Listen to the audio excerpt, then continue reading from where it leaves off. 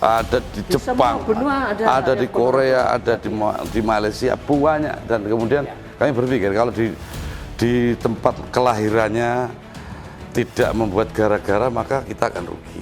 Istilah apa, ide kreatif ini disebut gara-gara? Gara-gara kalau dalam sebuah bahasa koran itu namanya, kan menulis itu kan harus ketemu halo effect. Nah, halo effect itulah orang biar yakin kepada kita bagaimana caranya, maka gara-gara ini kita ciptakan untuk biar yakin kepada orang itu lahir di Ponorogo. Ketika ada sosmed, ketika ada kritikan, ada bulian, itu saya anggap itu teman kami berpikir. Misalnya begini, ada yang kampanye buruk tentang jalan, dipotek jalan itu dadaran orang, dipoto-foto jepir di mana-mana. Itu siapa namanya? Tak suruh telepon, coba teleponan, kemudian suruh ukur di mana letaknya, kemudian jalannya seperti apa, berapa meter panjangnya, tolong diukur, jangan hanya bengok-bengok. Kalau memang dia niatnya pengen bangun, tentu tidak harus mencibir dong. Kami diberi ukuran, diukur lah. Saya kan umpama membayar orang suruh ngukur sudah berapa juta, Mas. Nah ini senang ini Pak Bupati. Ya udah silakan, kita akan bangun. Iya, kerjakan. Tapi ukuran ojo bengak-bengok, ojo kakean cangkem. Aku tidak kakean cangkem gitu ya. Biar dia bangun, diukur, macam itu dikirim. Ini Pak PU, iki jalanmu elek sing kono, iki lho, ukurannya sakmene. Biar PU bekerja. Jadi tidak semua kritik itu kita lawan dengan kritik, maka kritik kita lawan dengan kerja keras. Itu salah satu sesuatu yang saya pikir bijak lah.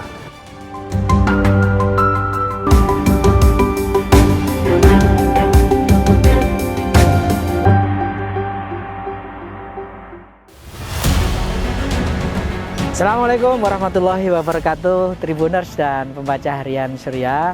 Kembali bertemu dengan saya Tri Mulyono, pemimpin redaksi Tribun Jatim Network. Kali ini saya berada di Ponorogo, satu wilayah di Jawa Timur.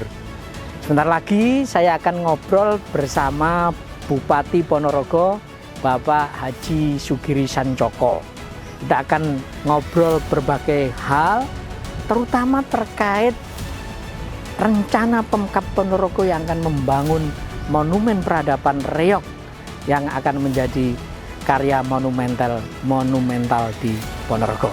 Yuk kita ikuti obrolan saya dengan Bapak Bupati Ponorogo, Haji Sugiri Sancoko.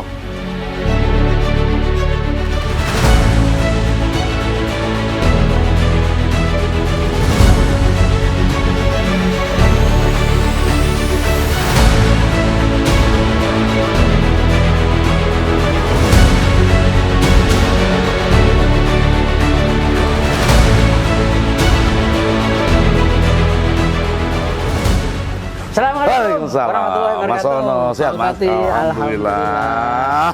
Senang sekali ini Pak Bupati, kita bisa ngobrol bersama Tribuners dan pembaca harian Surya di Pak Giri.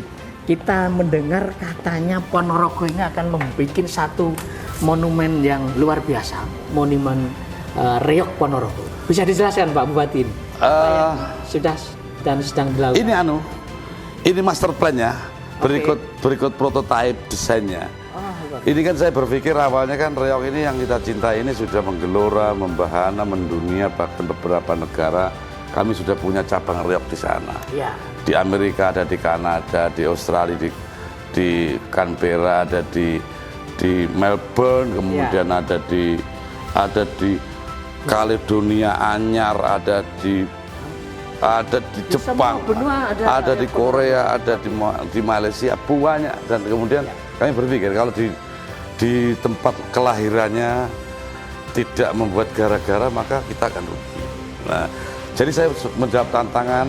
Jadi istilah apa, ide kreatif ini disebut gara-gara. Gara-gara kalau dalam sebuah bahasa koran itu namanya, kan menulis itu kan harus ketemu halo effect. Nah, halo effect itulah orang biar yakin kepada kita bagaimana caranya, maka gara-gara ini kita ciptakan untuk biar yakin kepada orang itu lahir di Ponorogo. Gitu loh Mas. Maka kita proyeksikan. Itu apa saja Pak Bupati yang nanti akan di dalamnya? Di ya tentu fisik yang menyerupai reok raksasa. Tingginya 126 meter di atas gunung. Kemudian di situ ada museum yang menceritakan tidak hanya bicara reok tapi bicara peradaban Ponorogo dari waktu ke waktu. mulai dari peradaban ekonomi, peradaban politik, peradaban budaya, peradaban pertanian, sampai cerita tentang reok, sejarah Tegasari, sejarah Hos Cokro Aminoto, sejarah Betoro Katong, sejarah Pondok Gontor, pondok-pondok tua di Ponorogo banyak yang menjadi rujukan kurikulum pondok pesantren Indonesia. Maka saya harus tatakan ini secara literasi, disebut Museum Peradaban di bawah Monumen Reok Ponorogo. Ini letaknya di barat laut kota Ponorogo, kisaran 18 kilo dari titik nol yang kita berdiri ini. Tepatnya di Kecamatan Sampung, di Desa Sampung, Kecamatan Sampung, perbatasan dengan Parang, Magetan, perbatasan dengan Wonogiri bagian timur, Bulukerto. Dan sekarang sudah mulai proses pembangunan nih Pak Bupati. Sebulan yang lalu Ibu Gub sudah groundbreaking, karena kami juga dibantu Bu Gubernur, tidak sedikit, hampir separuh lebih dari itu dibantu oleh Bu Gubernur. Maka yang kemarin dibantu 30 miliar, mudah-mudahan tahun ini beliau bantu kembali, ya kemudian tidak menjadi beban APBD kami, biar digotong bersama-sama. Reok ini tidak hanya milik Ponorogo kan, ini milik Provinsi Jawa Timur, milik Indonesia, maka berkewajiban bersama-sama untuk membuat ini, termasuk saya dengan Bu Gubernur. Kapan Pak bisa mulai dinikmati oleh masyarakat? Kalau bangunan utamanya ya mulai dari monumen, kemudian museumnya, akhir 2024 pasti selesai. Sambil paralel saya menggandeng pihak swasta untuk membicarakan wahana-wahananya, pelengkap dari park ini. Ada penangkaran merak, ada waterboom, ada taman edukasi, kemudian ada banyak yang ini melibatkan swasta agar kemudian bisa kerjasama dengan pihak swasta. Jadi ini konsepnya adalah one stop destination gitu ya Pak? Iya. Ada museumnya. Ada museumnya. Tetapi kemudian disanggah oleh berbagai macam tempat wisata. Iya, menjadi pemikat. Wisata itu begini kan, wisata itu bangun wisata seperti bangun piramid ini. Di atas ini pemikatnya ya kami sebut G-spotnya. Lalu kemudian kedua, G-spotnya di sini. Monumen peradaban G-spot Ponorogo. Kemudian penyangganya kemudian taman-taman, kemudian wahana-wahana, mainan yang tentu mainan tidak sekedar mainan biasa, tapi mainan sini adalah mainan yang berupa edukasi budaya. Biar kemudian orang ke Ponorogo itu pulang mesti membawa janggut, membawa pesan bahwa kota budaya betul. Dan ini kolaborasi antara pemerintah kabupaten dengan pihak-pihak swasta. Pihak-pihak swasta di bawahnya, yang di atas di bangunan utama pemerintah sendiri, kami dengan Ibu Gubernur, dengan provinsi, lalu penyangganya menggandeng pihak ketiga agar tumbuh ekonomi dan ekosistem wisata. Dan apakah ini, tadi kan tempatnya ini dekat dengan Magetan, kemudian Wonogiri gitu ya, apakah ini tidak sekalian disinergikan Pak Bupati dengan daerah-daerah lain menjadi satu objek wisata yang lintas daerah gitu ya? Iya, awal Pak Uno ketika saya pengen merancang ini, kami sudah mengundang Bupati Magetan. Saya sudah mengundang Bupati Madiun, kita untuk kerjasama dalam perbatasan, termasuk ketika saya bangun ini, nah pihak Magetan harus membangun infrastruktur ekonomi dan infrastruktur wisata menuju ke sini. Saya sebaliknya membangun yang menuju ke sana, sehingga kemudian ada di tengah-tengah, sehingga ke depan ini memang bisa kita kolaborasikan dengan Sarangan, dengan Tawangmangu, dengan Pacitan, dengan Madiun, dengan banyak kawasan yang kita pikirkan bersama-sama. Pak Bupati, kan ini sudah mulai pembangunan gitu. Nah, ditarget 2024. Bagaimana dengan kawasan yang di penyangganya ini Pak Bupati? Apakah juga bisa selesai 2024? Kan sembari ini kita kerjakan, ketika sudah land clearing, ketika sudah cut and fill, sudah rata, sekarang sudah market. Saya sudah mulai paralel market, digandeng, mengundang investor. Jadi investor yang akan digandeng oleh Pemkab ini sudah omong-omongan, sudah rembukan. Jadi ketika ini selesai ya otomatis yang lain juga sudah ngikut selesai, sehingga tidak menunggu godot, tidak menunggu lama. Tribuners, tadi Bapak Bupati Ponorogo, Pak Haji Sugiri Sancoko telah menjelaskan bagaimana inisiatif Pemkab Ponorogo akan membuat satu monumen yang luar biasa. Dan itu sebagai satu bagian upaya Pemkab untuk mengakselerasi pertumbuhan ekonomi setelah pandemi berlalu, dan sekarang kita menghadapi satu tantangan resesi global. Dan apalagi Pak Bupati yang akan dilakukan Pemkab Ponorogo agar pertumbuhan ekonomi setelah pandemi ini semakin mengeroket gitu di Ponorogo Pak? Iya, Terima kasih Pak Wono. Saya sadar ketika saya dilantik itu memang sudah pandemi. Saya kampanye saja sedang pandemi, maka kemudian rumusan-rumusan dalam visi misi kami bukan kami belokkan, tapi semakin kami pertajam untuk bagaimana pertama kita mampu bertahan dulu. Kita mau bertahan, rakyat bertahan. Ketika bertahan, baru ketika sudah agak mereda, tumbuh. Jarang loh orang bisa bertahan pada saat galau. Nah, ini bertahan ini keren, dan alhamdulillah pada 2021 kemarin ekonomi kami yang sempat terkoreksi sampai 0,9%, hari ini tumbuh keren, tumbuh sekarang tahun lalu 3,19%. Di 2022 ini 3,19%. Ini sudah memang masih di bawah nasional ya, di bawah nasional, tapi tahun ini saya yakin kami bisa di atas nasional. Apa itu Pak Sugri yang sudah dilakukan sehingga akhirnya pertumbuhan ekonomi tumbuh di 2022 dan 2023 ini kayaknya kayak apa? Ya, saya membuat kincir ekonomi ya, kincir ekonomi itu bagaimana agar ketika ruangan saja ketika dalam keadaan tidak ada angin maka pengap. Ketika kita kasih kipas, menjadi berputar. Nah, berputar ini kemudian menjadi dingin, menjadi hawa kita menjadi dingin. Nah, dinginnya kami perlukan sehingga kami butuh kincir ekonomi, pemantik stimulan ekonomi yang kemudian akan mampu membuat ekonomi kita baik. Daerah kami itu kalau untuk perut, untuk pertahanan pangan, untuk pertahanan hidup, untuk pertahanan dari pandemi, barangkali memang karena kami di situasinya di pertanian ya, hampir 100% penduduk Ponorogo ini bertani. Apapun pangkatnya, apapun profesinya, tapi punya sawah. Misalnya polisi punya sawah, tentara punya sawah, lurah, bupati, camat, semuanya punya sawah di rumah. Kita sadari itu, sehingga kemudian untuk bertahan tapi bagaimana agar kemudian kota yang kita cintai, kabupaten ini bisa bertahan dan naik ekonomi, naik kelas, maka kita ulik dengan pariwisata. Nah, pariwisata kita ulik, UMKM kita ulik, kami ciptakan 10 juta per RT per tahun, kami berikan kepada rakyat untuk dijadikan kincir ekonomi. Ada pasar Kerem yang ada kalau pas Ramadan ada pasar Ramadan, ada 1 juta di tiap RT untuk satu kelompok ekonomi. Pokoknya kita putar terus sambil kita membangun spirit, kota-kota kita perbaiki, tumbuhkan, ada ekonomi, ada UMKM jalan. Nah, ini yang pengen kami lakukan terus dan kami dorong sehingga saya meyakini ekonomi tumbuh. Nanti ketika sudah wisata ini jadi, kemudian beberapa kami ulik, maka akan ada kunjungan di Ponorogo, pasti ada spending, ekonomi akan tumbuh. Betul. Pak Bupati, khusus di pariwisata ya yang sudah existing dan telaga ngebel itu luar biasa gitu ya. Ini yang sentuhan apa yang dilakukan Pak Sugri setelah 2 tahun menjabat ini? Ngebel ini punya durian bagus ya. Durian yang ngebel itu saya justru malah menganalogkan, kalau cerita menarasikan, Pak, durian ngebel itu rasanya kayak apa? Saya tidak mampu cukup mempunyai kata-kata diksi untuk menarasikan indah enaknya ngebel. Saya aja kalau pengen ngerti durian ngebel seperti apa, kita ambil bulu ayam yang tipis itu, lalu kemudian kita masuk ke telinga kita, lalu kita putar-putar. Nah, ngebel sampai sebegitu enak durian ngebel, maka keren. Jangan lupa kalau Ponorogo harus mampir dan di durian ngebel itu keren. Yang kedua, telaga itu lebih lebar 2 kali dengan sarangan. Ngebel itu luas, dan itu kalau kita membuat sendiri misalnya harus menggali tanah, mengisi air berapa triliun itu kita selesaikan. Tuhan telah mewariskan itu, maka iya bagus. Maka kemarin saya kasih inovasi berupa water fountain.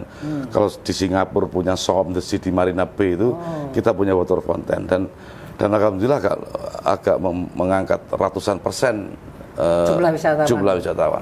Ratusan persen. Artinya dari ini 3 bulan terakhir saja, yang tiketnya dulunya paling dalam setahun 1 miliar, 1,5 miliar, ini dalam 2 bulan sudah 1 miliar lebih. Artinya tumbuh, itu belum efek domino ekonomi di ekosistem wisata ngebel. Maka ini keren. Mudah-mudahan di kota juga sudah kita siapkan bagus. Pak Bupati, alhamdulillah ya, di tengah situasi pandemi, kerja keras Pemkab menghasilkan penurunan juga di angka kemiskinan di 2022. Meskipun Tipis. masih tipis itu. Tipis. Nah, ini apa lagi Pak Bupati agar garis kemiskinan ini makin terkikis di Ponorogo? Iya, pokoknya kemiskinan ekstrem itu kami model keroyokan ya. Keroyokan itu begini. Hari ini kami misalnya dalam musrenbang mengundang NU, Muhammadiyah, MUI, Ansor, Banser, Fatayat, Muslimat, Aisyah, kemudian semua elemen masyarakat yang saya ajak berpikir bersama-sama. Misalnya kemiskinan ekstrem itu by Baitis di mana tempatnya. Lalu jadi kita tracking dulu Pak Bupati yang dilakukan ya. Iya, terus treatmentnya bagaimana? Treatmentnya bagaimana? Lalu kemudian untuk menjaga ketika sudah mentas dari kemiskinan, bagaimana menjaga agar kemudian bisa bertahan dalam posisi itu. Misalnya angka stunting sama. Ya. Stunting kami mampu turun 7% dalam tiap tahun. Ya. Sekarang tinggal 14,3. Tahun ini kerjasama serentak dengan di 2023 diharapkan 7%. 7%. Pasti 7%. Ya. Karena rumusannya sama dengan yang saya lakukan tahun lalu. Turun 7%, ini pasti turun 7%. Oke. 7%. Pak Sugiri, Pak Sugiri ini kan politisi kawakan gitu ya, lalu juga pengusaha juga gitu ya. Nah, ini tapi apa sih Pak Bupati yang jadi kendala ya? Ini tadi kan sempat keberhasilan Pemkab Ponorogo di bawah Pak Sugiri. Tapi sebenarnya apa ya kendala terbesar dalam memajukan Ponorogo ini Pak, menurut Pak Bupati?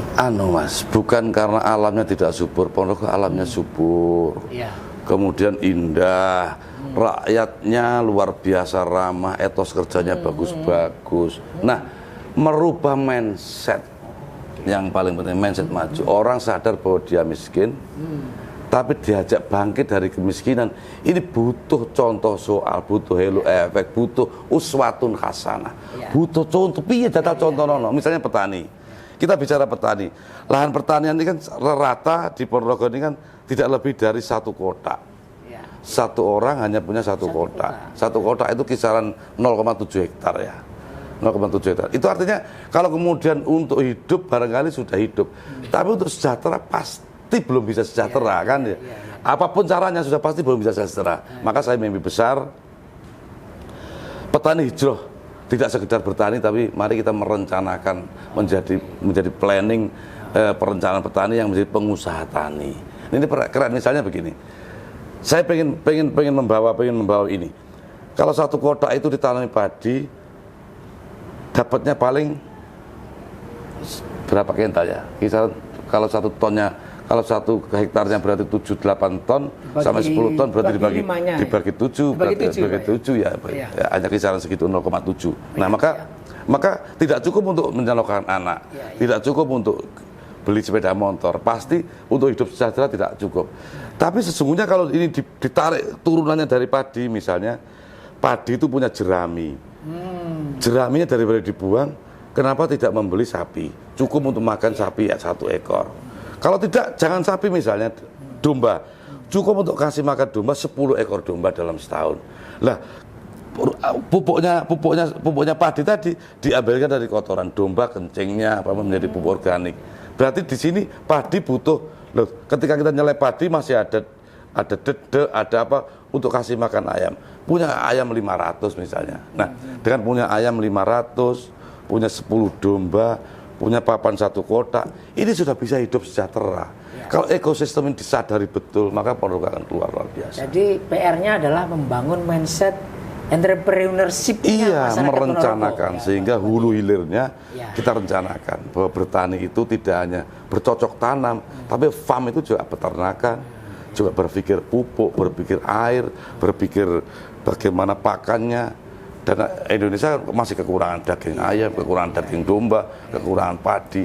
Maka kita keren kalau kemudian ini menjadi ekosistem. Nah, membiasakan ini butuh toladan, butuh contoh soal, butuh perubahan mindset, dan butuh rajin dan selalu cerewet. Dan itu tantangannya ya. Tantangan besar. Kalau sudah mindset sudah berubah seperti itu, selesai semua urusan. Pak Bupati, selama 2 tahun pasti Pak Bupati kan sering belusukan nih kemana-mana di masyarakat langsung. Ada juga enggak sih yang istilahnya itu mencibir atau membuli lah kalau bahasa sekarang ya terhadap kebijakan-kebijakan Pemkab, dan apa yang dilakukan kalau ada orang namanya orang tetap ada yang suka, ada yang nggak suka ya Pak. Iya. Pak Giri, apa yang dilakukan? Ya saya sadar begini, karena pemimpin itu lahir dari demokrasi. Iya. Demokrasi pasti ada pilihan ya. Iya. Pilihan itu yang menang, yang mendukung saya seneng, yang kalah tentu belum bisa menerima saya. Apapun saya kan pasti tidak bisa diterima. Saya ketika visi misi menyuguhkan rawon misalnya, resep rawon itu seperti ini. Ya. Ponorogo itu rawon. Tapi sementara yang tidak pro saya, yang tidak memilih saya, dia maunya soto. Lalu kemudian tak suguhi rawon, dia inginnya soto, kan nggak ketemu Mas. Ya, ya. Kan nggak ketemu, pasti nggak ketemu, pasti jelek. Maka saya tidak banyak bicara ketika di sosmed, saya jarang ngomong, jarang apa, bukan berarti saya tidak bisa ngomong. Saya akan menjawab semuanya dengan kerja. Kerja ini terukur, sehingga kemudian pelan-pelan, kalau kemudian dengan kacamata objektif dia mau belajar saja, dia mau memahami, dia mau melihat dan mau jujur kepada diri sendiri bahwa sudah pasti akan merasakan perbedaannya. Dulu seperti apa, ke depan seperti apa, sekarang seperti apa, dia pasti akan mengatakan baik walaupun dalam hatinya. Ya. Tapi kalau untuk kemudian Pak Giri baik, pasti tidak. Dan kalau ya memang harus dijawab dengan kerja, dan saya akan buktikan bagaimana menggali potensi Ponorogo, membangun jalan-jalan yang hari ini menjadi sangat dibutuhkan oleh masyarakat, kemudian bagaimana pertumbuhan ekonomi, meningkatkan IPM, bagaimana Ponorogo kotanya harus naik kelas bagus. Ini saya pikir PR dan disukai oleh banyak orang. Tapi karena lawan ya tentu tidak akan suka karena dia punya kepentingan. Tapi tetap dirangkul dan dilibatkan ya. Saya rangkul karena saya sadar bahwa perbedaan itu indah.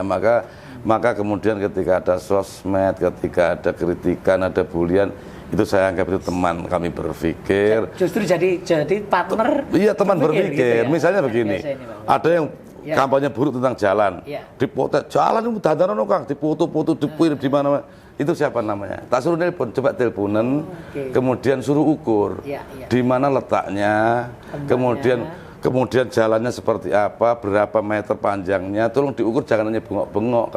Kalau memang dia niatnya pengen bangun, tentu tidak harus mencibir dong. Kami diberi ukuran, diukur lah. Saya kan umpama membayar orang suruh ngukur sudah berapa juta Mas. Nah ini dia senang ini Pak. Kita udah silakan, kita akan bangun. Iya kerjakan, ukuran ojo bengak-bengok, ojo kakean cangkem. Aku tidak kakean cangkem gitu ya.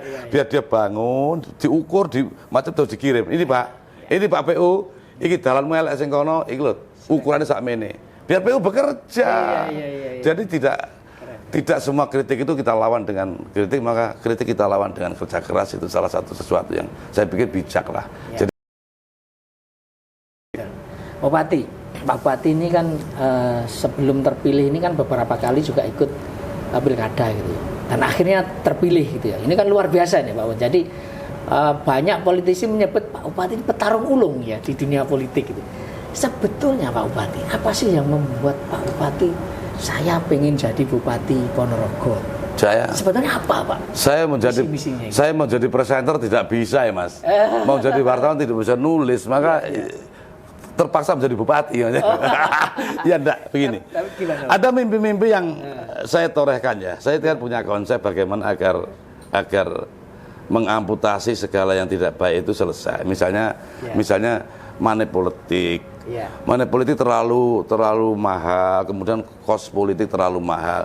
Ini kalau tidak ada yang satu orang yang mampu mengamputasi ini, tidak terlalu rakus, tidak ini, maka peradaban yang estafet ini akan terus berjalan. Maka harus ada yang mengamputasi, dan mudah-mudahan Ponorogo mampu keluar dari hal yang begitu dan kita bisa baik. Ponorogo akan baik. Saya yakin dengan itu. Dengan itu saya meyakini bagus, termasuk peradabannya. Kita masuk tadi di Peringgitan, ini bangunan bersejarah. Zaman Belanda. Sudah banyak yang berubah bentuk, heritage-nya sudah hilang.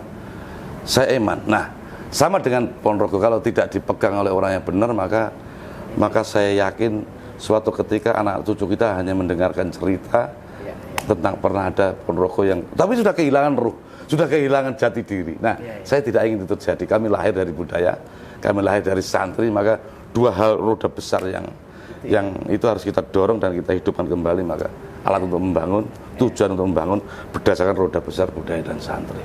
Walaupun pertanian penting, tapi dua ini untuk mendorong roda dan pertanian ada di depan. Pak Giri, setelah 2 tahun, jadi ini kan Pak Giri akhirnya tahu ya, apa ya enaknya dan tidak enaknya menjadi bupati. Ini kan sudah 2 tahun, ada tantangannya, ada dukungan, tapi juga ada kira-kira kalau didiksikan enaknya jadi bupati dan tidak enaknya itu apa sih Pak? Sesungguhnya dua-duanya sudah tidak bisa kita rasakan. Gitu. Enak dan tidak enak sudah berbaur menjadi satu. Ya. Sudah tidak lagi menggunakan baper, sudah tidak boleh baper Mas. Artinya setiap hari bener dimaki orang, apalagi salah gitu kan. Artinya kita ini sudah yang penting kita jalan saja dan bermanfaat. Nah, saya ukurannya begini.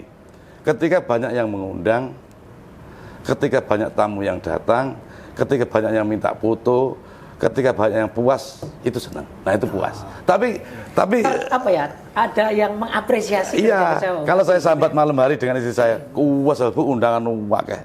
Iya. Piro dina iki Mas? Ada 16, ada 10, ada 11, ada 9. Iya. Bojo saya guyoni istri saya begini. Kowe wis mbayangne Mas, umpama dadi bupati, terus ora enek wong ngundang. Jajal bayangkan betapa sakitnya kalau jadi bupati tidak ada yang ngundang. Karena setengah mati Mas. Kalau tamu banyak datang, saya sahabat lagi. Kakean tamu mau wakil kono-kono.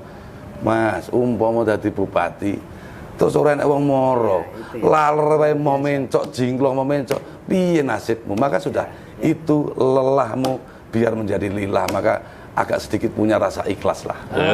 Mulai aku saya tobat Bos.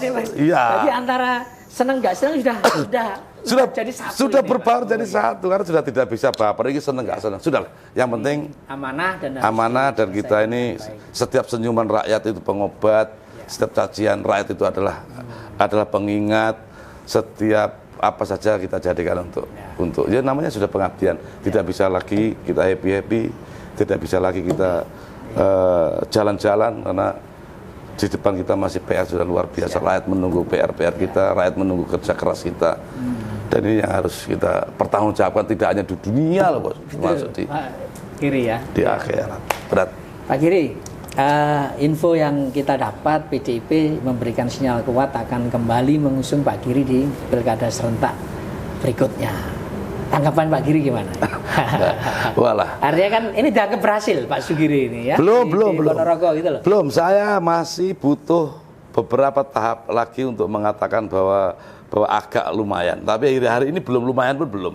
Rakyat masih banyak yang belum puas terhadap perilaku saya karena saya ini kan bukan orang baik-baik Mas. Akhirnya saya nggak ngerti aku sih.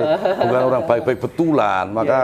Maka ya sudah kami belajar untuk baik. Kami juga punya konsep membangun yang belum selesai. Memuaskan masyarakat sekian banyak tidak gampang.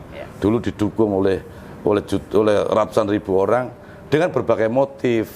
Ada yang pengen saya jadi, ada yang pengen benci sama sebelah, ada yang pengen Ponorogo berubah, ada yang sekedar saja, sehingga untuk memuaskan semua irisan yang punya kepentingan dan motivasi yang berbeda ini memang tidak gampang. Nah, garisnya satu, ketika kita mampu merubah Ponorogo menjadi lebih baik, kemudian tidak rakus, selalu menemani rakyat dengan tulus, guyune dikancani, tangisnya dikancani, lalu keberadaannya dirangkuli, lalu kita turun ke bawah, tidak pandang bulu, dan itu bagian dari saya, tidak mengada-ada loh ya. Karena saya mulai dari rakyat dan saya ini benar-benar merasa, hari ini pun saya masih merasa rakyat, maka menemani rakyat itu bukan meceng politik, bukan macak, pencitraan, bukan apa, memang sejak dulu saya seperti itu. Kalau partai menugaskan, kalau masyarakat menghendaki, barangkali iyalah. Tapi kalau kemudian dua hal itu Tuhan tidak ridho, masyarakat tidak menghendaki, partai tidak mengusung, ya sudah kita kembali menjadi rakyat, apa salahnya? Dari dulu juga rakyat, tidak pernah ada yang kecewa. Saya kalah bupati, ya biasa saja kita tanggapi dengan biasa-biasa. Kita kalah DPR, jadi DPR mundur nyalon bupati kalah, juga tidak pernah ada yang gejolak. Jadi pun juga tidak ada yang culture shock, lalu kemudian kemelintindak. Jabatan itu kalau sudah biasa anjir walik di wis bendino sengsara bendino rekoso ben kesuk, biasa, sudah tidak ada yang kaget. Nggak ada yang kaget, kudunya apa bupati, nggak ada bedanya. Nggak ada bedanya. Pak Giri, ini saya kira Tribuners pengen tahu betul ya, jejak karir Pak Bupati. Bisa ceritakan Pak Bupati sehingga ini menjadi inspirasi ya, mulai sekolahnya, kemudian bekerja jadi pengusaha, jadi politikus, dan sekarang menjadi orang nomor 1 di Ponorogo ini Pak Bupati. Bisa diceritakan jejak karir dan pendidikan Pak Bupati? Tidak ada yang sukses story dari saya. Semuanya kita jalani dengan penuh keindahan. Penuh keindahan di situasi apapun. Saya di kampung sekolah di STM. Di SD-nya di mana? SD di Gilang Kulon. Oh, di Ponorogo ini. Iya, di Ponorogo jauh, ujung sana. Sudah mau ambruk kemarin saya ke sana. Ketika saya ke sana, ibu kepala sekolah bilang, masih Pak ya? Yang dulu masih ibu kepala sekolah yang ngajar Pak Giri? Enggak, sudah ada, sudah wafat. Cuman ibu kepala, Bapak katanya dulu ruang ini rumah Bapak, bangkunya Bapak di sebelah sana. Ini anunya apa? Atapnya mau roboh Bapak gitu. Siap. Saya telepon kepala dinas bangunan di SD Kupren. Oh iya Pak, itu masuk dalam anggaran tahun ini ada 100 lebih yang kita bangun kok. Iya, maka banyak PR kita. Ya, itu SD, Pak. SD, SMP di SMP Badekan. Di Ponorogo juga. Ponorogo juga, SMP Badekan saya sulap menjadi sekolah sebagian sekolah internasional. Tapi karena tempatnya di desa, maka tak pikir menjadi pemikat, malah pada wedi, wah internasional ini bahasa Inggris. Ternyata di tingkat SMP itu kalau diajari bahasa Inggris menjadi momok dan menakutkan, malah sepi. Waduh celaka, pengen saya berbalas budi sama SMP. Tapi mudah-mudahan ke depan membiasakan dan baik. Lalu di STM. STM masih Ponorogo juga? Iya, STM Ponorogo, STM Negeri Ponorogo. Sekarang STM Jenangan karena pindah di Kecamatan Jenangan. Tapi masih hidup, saya menjadi ketua alumni di sana. Menjadi ketua alumni STM sejak sebelum saya jadi bupati. Lalu berlanjut kuliah di mana Pak? Kuliah di mana-mana Bos. Iya. Pernah di Unitomo. Iya. Kemudian pernah sekarang terakhir saya lulus di Unitas ya. Di S2-nya Pak. S2, Masternya di Unitomo S2-nya. Oke. Ya. Dan itu kemudian Pak Giri berkarir di apa saja Pak? Bidang yang pernah digeluti Pak Giri sebelum politisi kemudian menjadi bupati. Saya pernah di media. Dulu pernah di media bersama teman-teman juga. Wartawan juga ya berarti kita. Ya. Saya sama wartawan. Wartawan ketemu wartawan Pak. Pernah di media, pernah menjadi pengusaha kecil-kecilan di reklame, terus menjadi politisi, menjadi DPRD Jawa Timur. Tapi sejarah untuk menjadi DPR kan panjang. Kok terus Mbak Beduduk ya tidak, tentu problemnya panjang. Saya pernah kerja dimanapun sudah ada puluhan pekerjaan yang pernah kita hadapi, mulai tukang sapu, tukang batu, apa saja sudah kita hadapi lah. Tapi dijalankan dengan senyum bahwa ini kata kuncinya ya. Tidak ada yang menderita dengan senyum. Ya, gitu. Ini Pak Giri sekarang sudah putra berapa ini Pak Bupati? Saya putra 4. Yang pertama di Bandung ini sudah mau semester 8. Perempuan. Kemudian yang kedua di UNER, yang ketiga ini kan kembar, satunya meninggal. Yang keempat laki-laki juga di UNER. Jadi luar biasa. Jadi sudah pada gede-gede Mas. Ada yang pengen jadi politisi juga? Kayaknya semua melihat penderitaannya bapaknya, kayaknya enggak. Melihat penderitaan bapaknya tiap malam harus menyapa masyarakat. Kalau menurut dia kan menderita bapak ini apa gak capek menurut dia. Iya. Tapi kalau menurut saya senyum itu tadi Pak ya. Senyum karena sejak dulu ya begitu. Baik Tribuners, luar biasa ini satu tokoh kita kali ini Pak Sugiri Sancoko Bupati Ponorogo. Kita sudah mendengar berbagai macam masukan, berbagai macam cerita yang menginspirasi Tribuners dan Harian Surya, dan kita semoga bisa memetiknya bertepatan dengan di bulan Ramadan 2023. Demikian Tribuners, saya akhiri. Wassalamualaikum warahmatullahi wabarakatuh. Waalaikumsalam warahmatullahi wabarakatuh.